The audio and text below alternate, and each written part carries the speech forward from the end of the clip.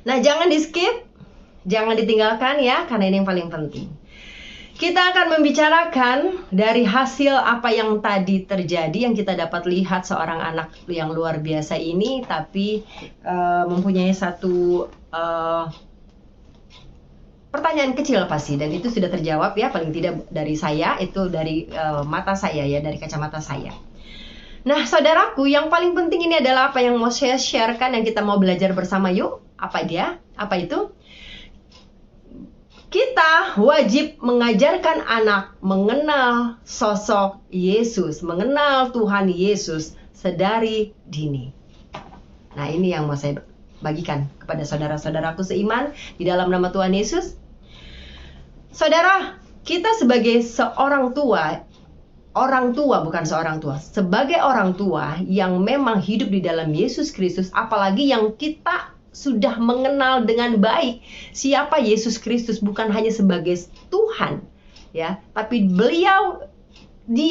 Yesus itu adalah juru selamat buat kita, dan dia adalah pemilik alam semesta ini, dan dia adalah sahabat kita, Bapak kita.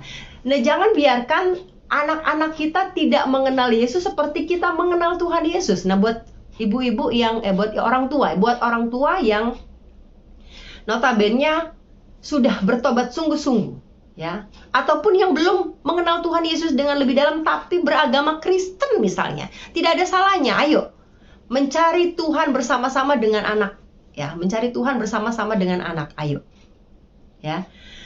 Jadi saudaraku, ajarkanlah anak mengenal kasih Yesus sedari dini. Bukan hanya sekedar kita ke gereja hari Minggu ya, lalu anak kita taruh di sekolah Minggu ya, dari dini kan. Kita taruh anak-anak di sekolah Minggu, terus kita tinggal, kita ibadah. Yang mungkin juga banyak kan orang Kristen yang ibadah hanya sebatas formalitas ibadah ya. Tapi saya mau sampaikan saudaraku, perkara Anda mengenal Yesus secara lebih dalam dan lebih sungguh-sungguh, itu adalah perkara Anda bersama Tuhan, bukan perkara siapapun. Anda ingin lebih kenal tentang Yesus, itu adalah kerinduan Anda sendiri. Percayalah saudaraku, saat Anda rindu ingin mengenal pribadi Yesus, ingin mengenal Yesus lebih dalam lagi, itu adalah bagaimana Anda yang meminta. Buka hatimu, maka Tuhan yang akan masuk. Karena saudaraku, bukan kamu yang memilih Tuhan. Yes, saya percaya itu, tapi Tuhan yang memilih kamu. Tapi kalau hatimu ditutupkan, kalau hatimu dibekukan, dan tidak ada celah untuk Tuhan Yesus bisa masuk, bagaimana Tuhan bisa masuk ke dalam hatimu? Oke. Baik saudaraku, tentang bicara bagaimana cara kita memperkenalkan anak-anak kita kepada Yesus Kristus sebagai juru selamat kita. Saya mau berbagi firman Tuhan di dalam Kejadian 18 ayat 19. Baik, sebab aku telah memilih dia supaya diperintahkannya kepada anak-anaknya dan kepada keturunannya supaya tetap hidup menurut jalan yang ditunjukkan Tuhan. Tuhannya besar.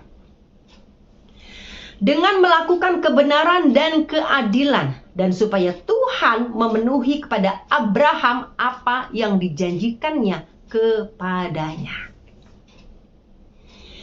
Saudaraku, di dalam Kejadian sendiri ya, bagaimana Abraham sudah mengajarkan kita untuk lebih mengenal Tuhan.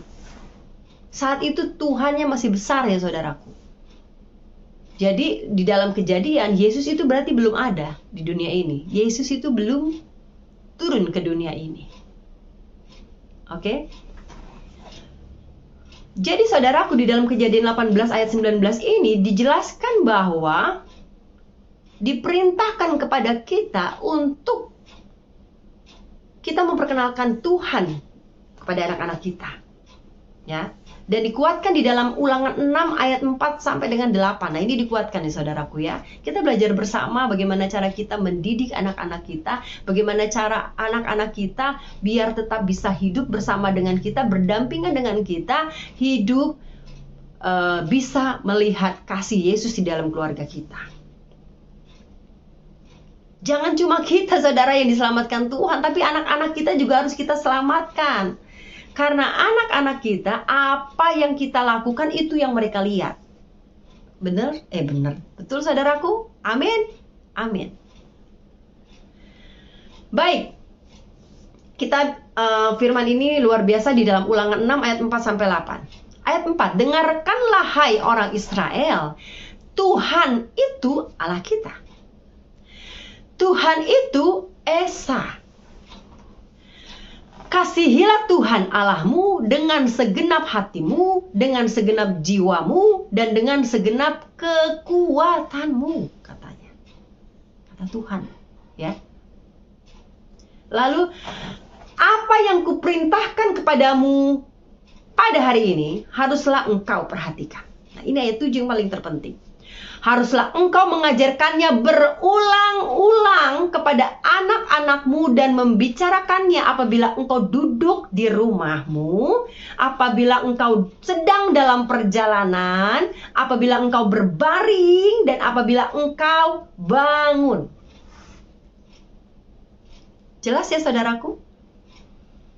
Di sini Tuhan mengajarkan kita untuk kita mengajarkan tentang bagaimana dan siapa Tuhan, dan bagaimana kita harus menyembah Tuhan, dan bagaimana kita harus berintim dengan Tuhan di rumah,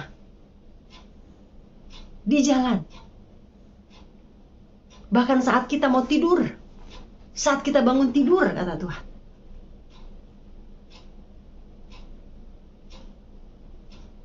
Bahkan mungkin saat kita dimimpi sekalipun, saudaraku.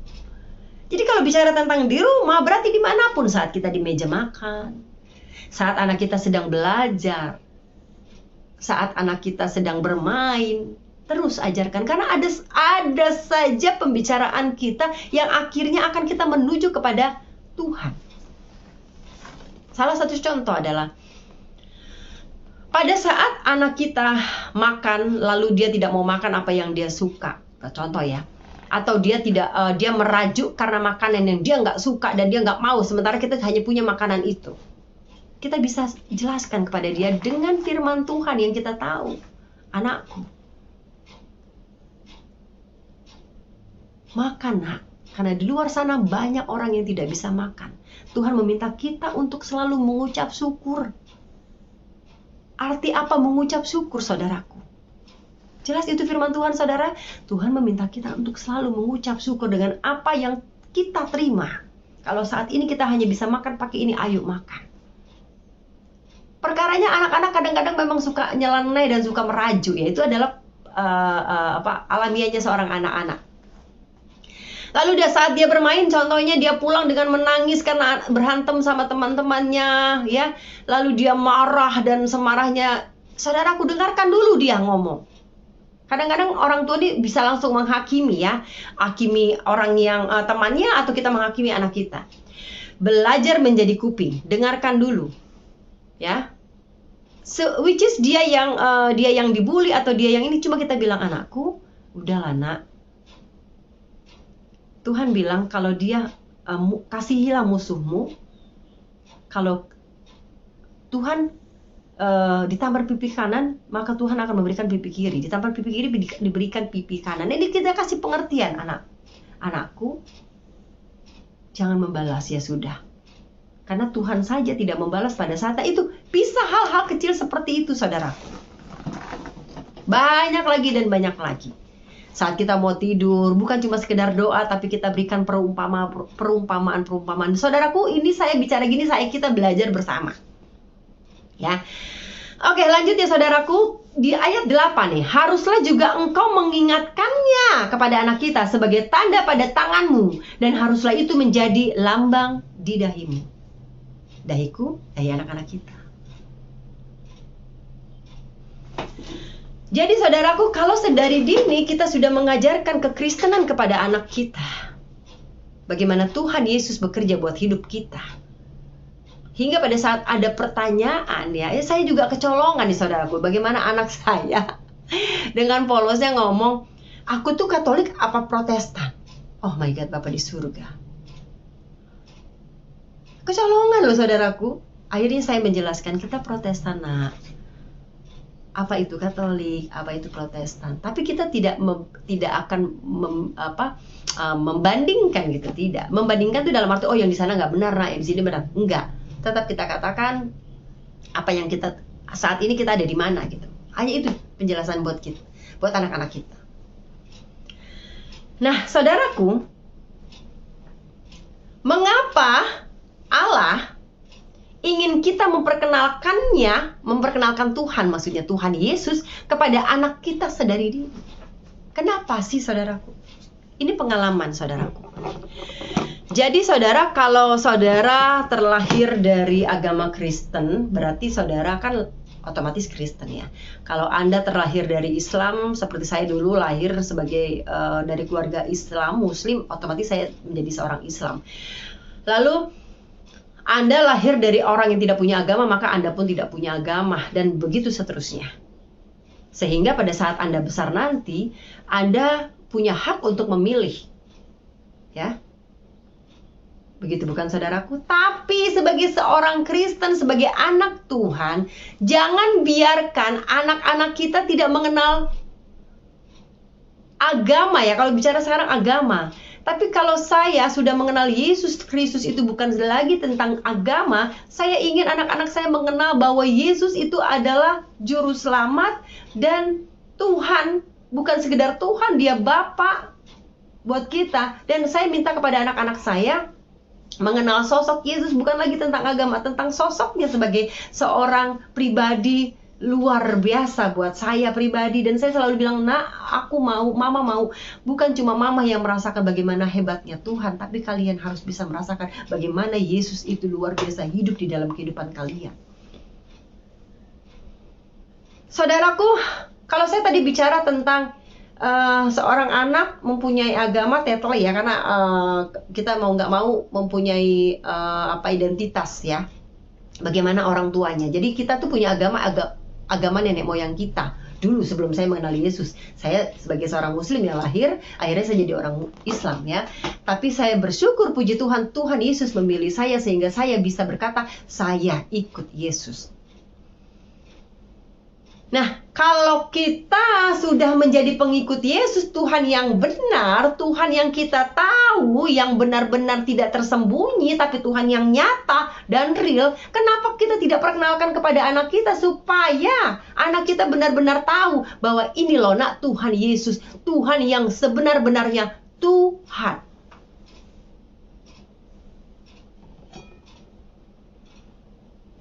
Jadi di sini dikatakan mengapa? Kenapa sih Allah kita tuh ingin kita memperkenalkan dirinya kepada anak-anak kita sedari dini? Ada 3, saudaraku, alasannya. Pertama, karena itu perintahnya Tuhan Yesus kepada kita, saudara.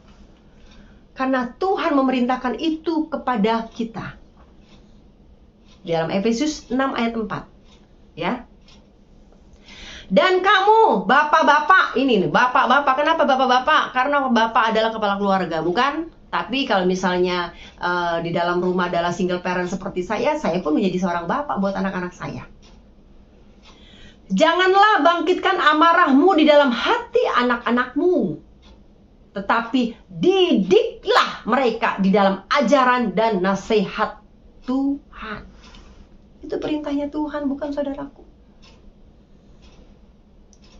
Ya, ini alasan pertama, karena Tuhan sendiri yang minta kita untuk mengajarkan bagaimana Tuhan Yesus, siapa Tuhan Yesus, bagaimana Tuhan ingin kita mendidik Tuhan supaya mengerti arti Tuhan, mengenal Tuhan Yesus yang setuhan-Tuhannya Tuhan. Bingung nggak kalian? Saya ngomong apa? Setuhan-Tuhannya Tuhan. Ya memang karena Tuhan Yesus yang saya kenal adalah the real is God. Tuhan yang benar-benar Tuhan. Nggak ada lagi Tuhan yang benar yang menurut saya, hanya Tuhan Yesus. Itu alasan pertama. Karena Tuhan yang minta. Jadi kalau Tuhan yang minta berarti apa? Wajib. Dan kita bapak-bapak, ibu-ibu sebagai orang tua, jangan puas kita datang ke gereja, taruh anak kita di sekolah minggu, udah selesai. Jangan. Doakan anak kita. Berapa banyak di sini bapak ibu yang kalau anaknya ke sekolah minggu tumpangin tangan ke kepalanya. Tumpangin tangan, saudara. Katakan demikian, Tuhan Bapakku yang baik. Aku titipkan anakku Tuhan Yesus ke dalam hadirat-Mu di sekolah minggu. Tuhan, aku serahkan roh dan jiwanya Tuhan Yesus di dalam hadirat-Mu. Tuhan Yesus, masuklah, biarlah roh-Mu yang menyala-nyala di dalam hidup anak ini Tuhan Yesus. Anak, aku sebutkan nama anak-Mu. Tuhan, aku serahkan anakku Tuhan Yesus dalam pengajaran akan Engkau. Haleluya Tuhan. Amin. Satu, saudaraku, karena Tuhan yang minta. Ingat saudaraku, kita kalau sudah menjadi pengikut Yesus, jangan puas dengan kita berjemaat dan hanya menjadi jemaat gereja dan menjadi anggota gereja, jemaat atau anggota gereja. Tapi kita harus jadi murid. Karena di dalam Alkitab sendiri katakan muridkanlah, karena di dalam Alkitab sendiri mengatakan murid, ya. Kalau kita pingin benar-benar sungguh-sungguh bersama Tuhan, kita harus jadi murid, siap diajar kata Tuhan. Siap diajar dan dihajar. Kenapa? Kita nggak bahas yang di situ nanti ya. Baik. Dan ada satu ayat lagi ya di dalam Mazmur 1 ayat 1 sampai 3. Kenapa saya bilang tadi kita lebih harus mengenalkan Tuhan Yesus kepada anak-anak kita? Berbahagialah orang yang tidak berjalan menurut nasihat orang fasik, yang tidak berdiri di jalan orang berdosa, dan yang tidak duduk dalam kumpulan pencemooh. Tetapi yang kesukaannya ialah Taurat Tuhan, dan yang merenungkannya Taurat itu siang dan malam. Ia seperti pohon yang ditanam di tepi aliran air, yang menghasilkan buahnya pada musimnya, dan yang tidak layu daunnya, apa saja yang diperbuatnya berhasil. Berbahagialah bagi orang yang kesukaannya ialah Taurat Tuhan dan mengerjakannya siang dan malam. Ia seperti air. Seperti itu ya lagunya saudaraku. Luar biasa lagu ini. Dan ini diambil dari Mazmur 1 ayat 1 sampai 3. Jadi dulu ya saudara, waktu saya SMP, saya itu suka baca puisi. Karena dulu memang udah suka nyanyi dari kecil tapi nggak tahu jalannya. Pokoknya hal-hal yang jiwanya seni itu saya suka. Akhirnya di SMP itu saya terkenal dengan jagonya baca puisi. Sampai ke SMA. Sebelum saya mendapatkan jalan untuk bernyanyi, menjadi seorang penyanyi. Dan saya percaya itu semua bukan karena kebetulan, karena Tuhan yang udah titiskan kepada kita jiwa seni. Jangan heran saudaraku, kalau misalnya Anda bisa main musik, Anda suka bernyanyi, tapi turunan keluarga Anda di atas nggak ada seperti saya. Dulu orang bingung, ini si Lucy pinter nyanyi, Bu, dari mana sih turunannya? Nggak ada yang bisa bilang. Sekarang saya baru bisa katakan, kenapa saya suka seni. Saya bisa nyanyi, saya suka nari, pokoknya seni semuanya. Walaupun notabene keluarga saya tidak ada yang seperti itu. Saya percaya itu adalah titisan dari darah Yesus untuk saya bisa memuji Tuhan. Sekarang saya baru tahu Tuhan. Nah, firman Tuhan lagi katakan, sekarang saya baru tahu Tuhan. Haleluya. Amin. Jadi saudaraku, kesimpulannya bahwa mereka yang dekat dengan Tuhan akan selalu diberkati Tuhan. Nah, itu katakan kepada anak-anak kita, anak-anak mama, anak-anakku. Kalau kita selalu mengandalkan Tuhan, kalau kita selalu dekat dengan Tuhan, Tuhan akan memberkati. Kadang-kadang anak-anak itu nggak mengerti diberkati saudaraku. Karena dia kan taunya masih diempanin orang tuanya ya. Jadi aku bilang, apa itu berkat? Bukan cuma sekedar materi anak-anakku. Diberkatinya apa? Dengan kepintaran yang kamu punya, kecerdasan yang kamu punya, kelemah lembutan yang kamu punya, kesabaran yang kamu punya, kepedulian yang kamu punya. Itulah berkat yang Tuhan berikan kepadamu, anakku. Itu yang saya ajarkan kepada anak-anak saya. Haleluya. Jadi tugas kita adalah mengajarkan kita untuk anak kita bisa memahami bahwa ada sebuah tujuan dalam setiap kehidupan. yaitu untuk berada di dalam Tuhan dan berjalan sesuai dengan kehendak Bapa kita di surga, yaitu Tuhan Yesus Kristus. Itu tugasnya ya. Lalu yang kedua, jangan biarkan dunia menguasai, bahkan mengambil anak Anda. Aduh, Bapak yang baik.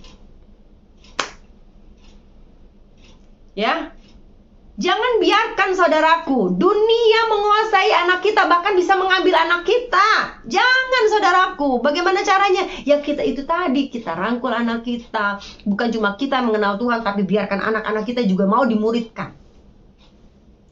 Karena saudaraku, sepanjang hari ya, sepanjang waktu pertumbuhan anak-anak yang lebih dalam, lebih dekat, siapa? Yang lebih merasakan siapa? Kita. Dan mereka juga lebih merasakan orang tuanya, figur orang tuanya.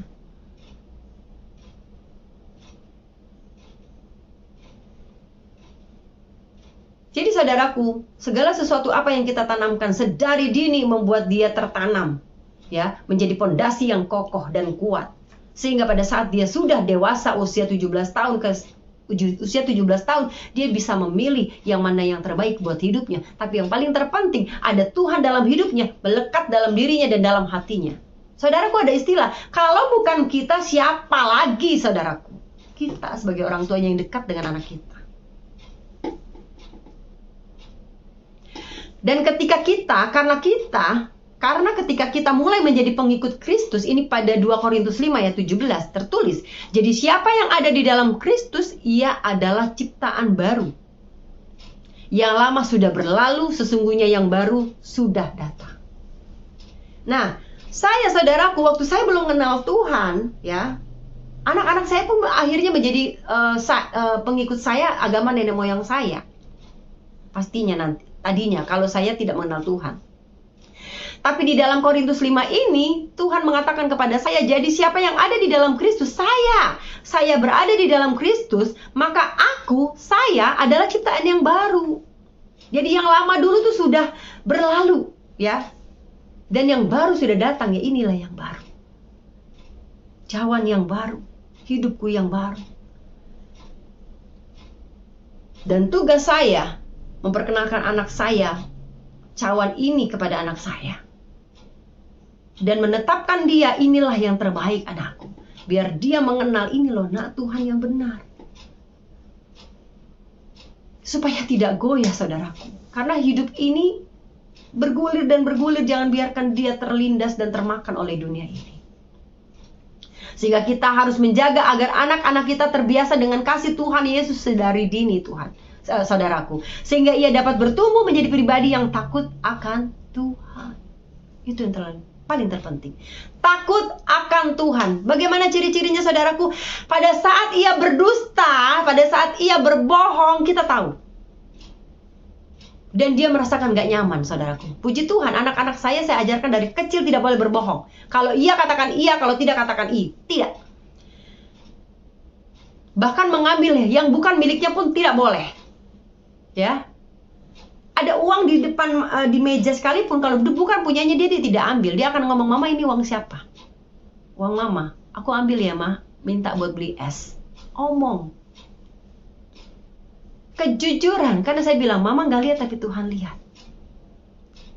Seperti itu saudaraku. Baik, yang ketiga ini yang terakhir saudaraku. Kenapa Tuhan menginginkan kita sebagai orang tua mengajarkan sedari dini tentang Yesus dan siapa Tuhan Yesus? Karena kita adalah cerminan buat anak-anak kita, saudara. Seperti yang tadi saya sampaikan, benar. Kita ini adalah cerminan buat anak-anak kita. Kita guru di rumah, saudaraku. Guru itu apa sih? Digugu dan ditiru. Begitupun anak-anak kita. Apa yang kita lakukan, itu yang mereka lakukan. Sehingga anak akan melihat apa yang kita lakukan, saudaraku. Benar? Jadi besar nanti pengaruh dari apa yang orang tuanya lakukan itu adalah persentase lebih besar. Walaupun kehidupan zaman, pergaulan yang akan membuat dia masuk gitu. Tapi saudaraku, apa yang orang tuanya tanamkan itu tetap melekat di dalam dirinya. Percayalah itu saudaraku. Nah, Saudaraku, ayat to the bone saya. Ayat to the bone, ayat pamungkas buat kita mengakhiri hari ini ya. Sharing kita di hari ini. Jadi saudaraku, Matius 6 ayat 33 ini favorit luar biasa. Tetapi carilah dahulu kerajaan Allah. Matius 6 ayat 33. Tetapi carilah dahulu kerajaan Allah dan kebenarannya, maka semuanya itu akan ditambahkan kepadamu. Haleluya. Amin. Amin.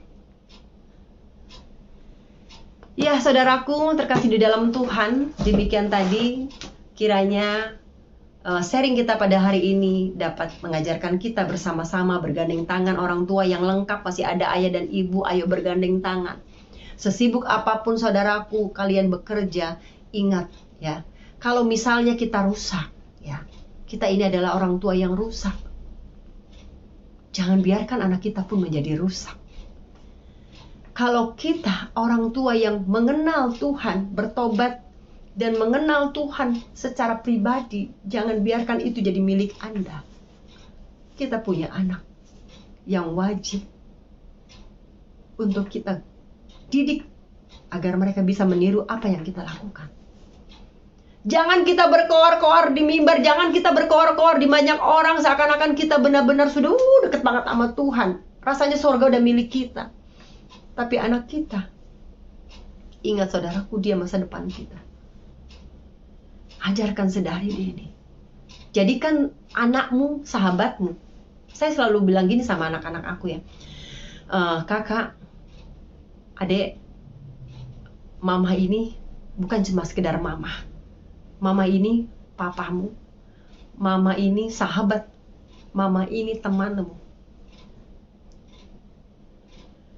Sehingga saya mengajarkan mereka untuk apapun, segala sesuatu yang mereka alami, dia bercerita kepada saya, saudaraku. Dan ingat saudaraku, pada saat anak datang kepada kita dan dia mau bercerita, lepaskan semua apa yang sedang kau kerjakan, lepaskan dan pandang matanya. Itu yang saya ajarkan. Jadi sampai saat ini ya, Marvel tuh luar biasa. Kalau dia, mama aku mau cerita. Oke, ya nak, gimana nak? Saya tetap pandang, dengar dulu ma. Kalau saya entar dulu nak, ma aku mau cerita. Oh oke, saya maaf. Ya oke, apa anakku? Dia dengarkan dia, tatap matanya.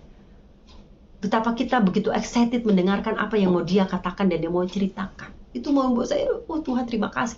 Itu sedari kecil saudaraku. Jadi dia sedih, dia luka, dia kesel, dia senang ya. Jadi ada istilah kalau Marvel tuh gini saudaraku. Mama, apa nah, hatiku geli, hatiku geli. Jadi dia tuh kalau bahagia bilangnya hatiku geli. Karena tidak ada terputus waktu saya mendidik anak saya Marvel.